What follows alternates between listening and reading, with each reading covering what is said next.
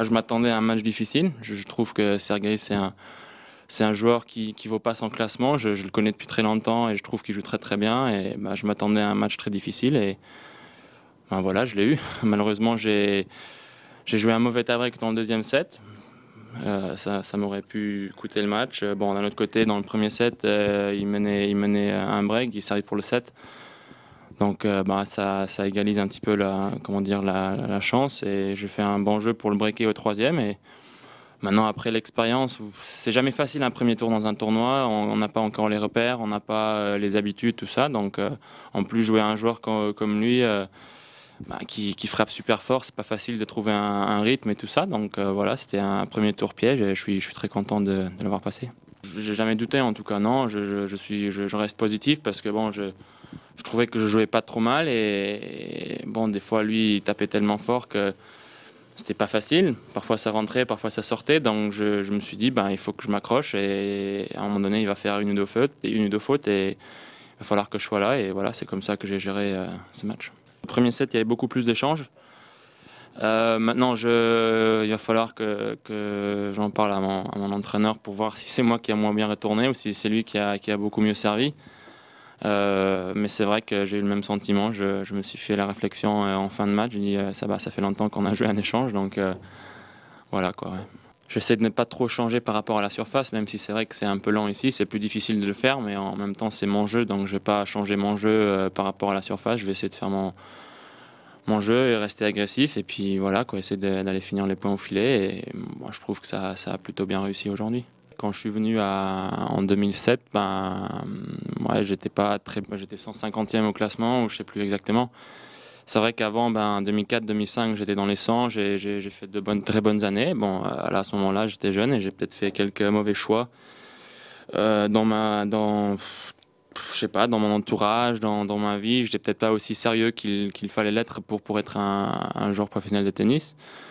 Et bon, mais effectivement, je trouve quand même que Rennes a été un tremplin pour moi parce qu'en 2008, je suis revenu dans les 100 et j'ai fait quart à l'US Open en 2008. J'ai fait troisième tour à l'Open d'Australie en début 2009, mais malheureusement, après, j'étais blessé et j'ai dû arrêter pendant quasiment 7 mois.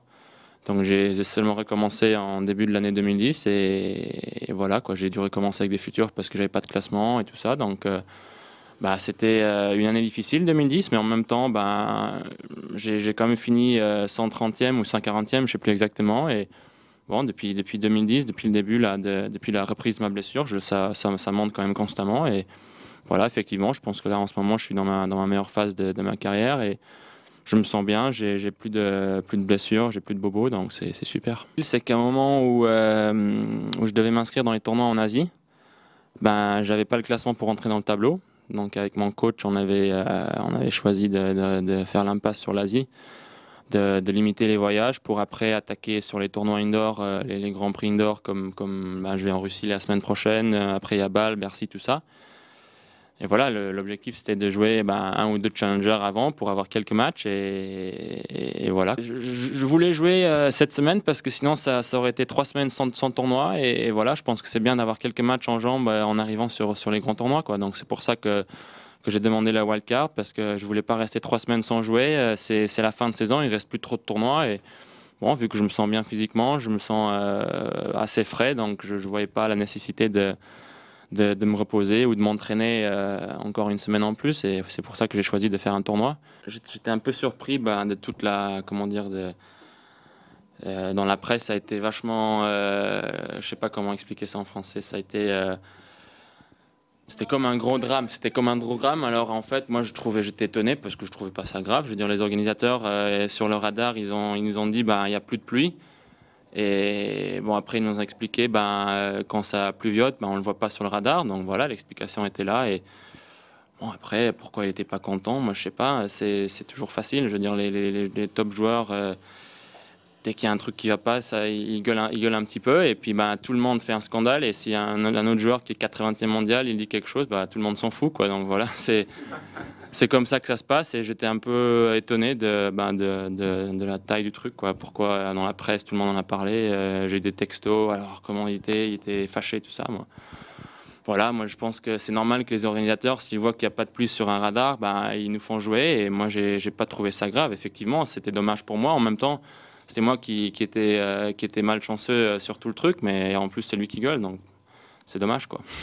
Je pense que c'est important dans la vie de ne pas trop se prendre au sérieux. Et je veux dire, j'ai la chance incroyable de faire un boulot incroyable. Je veux dire, j'ai un petit peu, c'était un peu loisir en tant que gamin et c'est devenu mon boulot. Donc je pense que j'ai une chance incroyable et voilà. Donc après, moi, je suis là pour bosser, je suis là pour jouer des matchs, je suis là pour gagner ce tournoi, même si je sais qu'il y a plein d'autres joueurs qui ont envie de faire la même chose. Et bon, après le reste, voilà, je suis pas là moi, je me sens pas comme une star. En tout cas, je me prends pas trop au sérieux et j'aime bien rigoler, j'aime bien parler avec tout le monde et voilà, je suis relax.